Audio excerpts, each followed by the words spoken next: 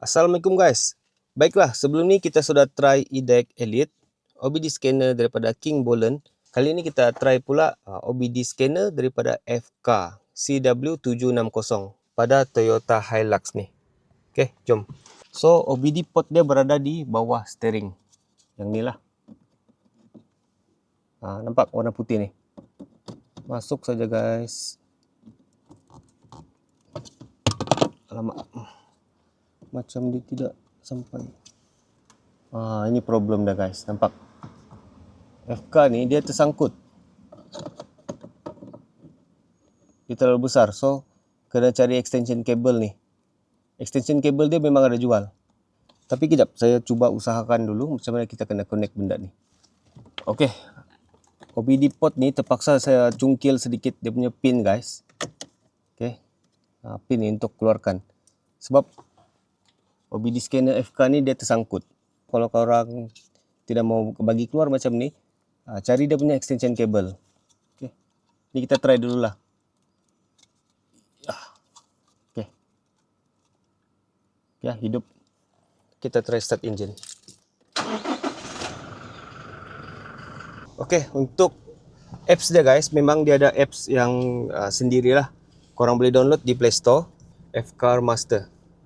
Okay, untuk model CW760 ni, model dia adalah limited sedikit guys. Kenapa? Dia cuma support untuk model Asia. Nampak ni, dia cuma ada 5 sahaja. Honda, Nissan, Pro 2, Proton dan Toyota. Okey, disebabkan Toyota ada, jadi saya try juga untuk model Toyota Hilux ni. Okey, kita buka Toyota. Okey, ni OBD tu. Ni kita buat automatic selection lah.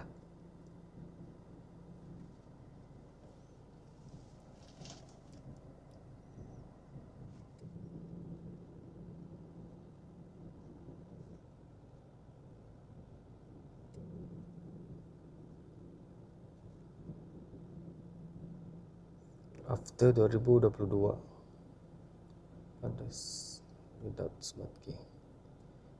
Okay, so kita masuk vehicle info. Dia bagi tunjuk macam ni, simple. Diagnosis, auto scan. Dia ada auto scan juga guys.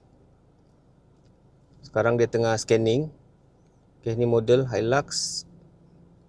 VIN number ada sini. Kita biar dia bagi full scanning dulu.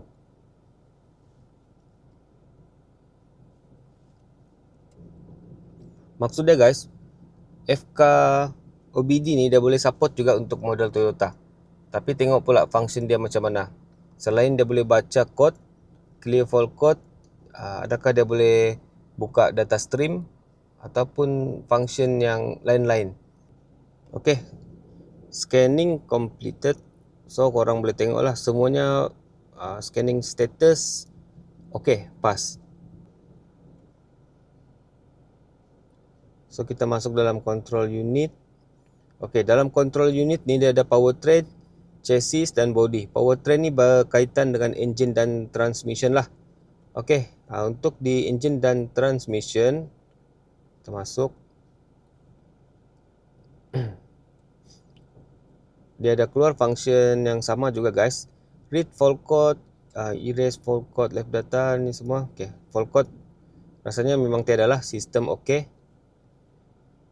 Left data sini pun banyak, boleh tahan juga. Sama jugalah macam scanner yang lain. So boleh nampak sini. Ni left data yang kita boleh tengok pada Toyota Hilux ni. So dia tiada masalah. FK OBD ni dia tiada masalah untuk baca ni. Memang boleh. Data stream okey. Kemudian actuation test pun dia ada juga guys. Sama juga macam yang tadi.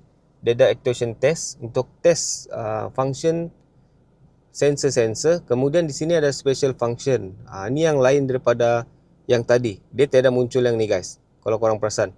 Ini ada special function. Tapi dia cakap sini no item to show. Okay, no item to show untuk bahagian engine. Okay, ini bahagian stop start, cruise control, 4-wheel drive pun ada juga. Semua sama juga guys function dia. Cuma dia punya interface bahagian apps ni dia lain lah, dia tidak sama. Ini bahagian 4-wheel, bahagian gearbox. Dia boleh baca, dia boleh masuk semua.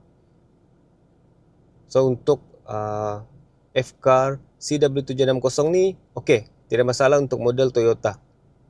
Maksudnya kalau korang invest beli untuk model Malaysia, terutama Pro 2 dan juga Proton, tidak masalah juga untuk Toyota. So dia bonus lah. Kebanyakan orang beli F-Car ni dia fokus pada model Proton dan juga Pro 2. Tapi Toyota pun dia support juga. So itu ialah bonus. Sebab dia punya model kenderaan ni dia tidak banyak. Dia limited. Kalau korang berminat dengan model-model OBD scanner ni, kamu boleh tengok saja link yang saya share, yang saya tag ataupun saya letak di description. Korang boleh tengok harga dia berapa. Sekarang buat masa ni untuk FK ni harga dia dalam 500. Tapi bagi saya memang berbaloi untuk function dia guys. Saya pun masih lagi study, belajar berkenaan dia punya function-function ni. Tapi buat masa ni okey. Saya ada test juga pada beberapa kenderaan yang lain. Nanti saya akan buat video juga guys. Kalau korang ada apa-apa pertanyaan, persoalan ataupun cadangan lah apa-apa untuk penambahbaikan dalam semua video-video saya, korang komen saja guys. Kita study dan belajar sama-sama.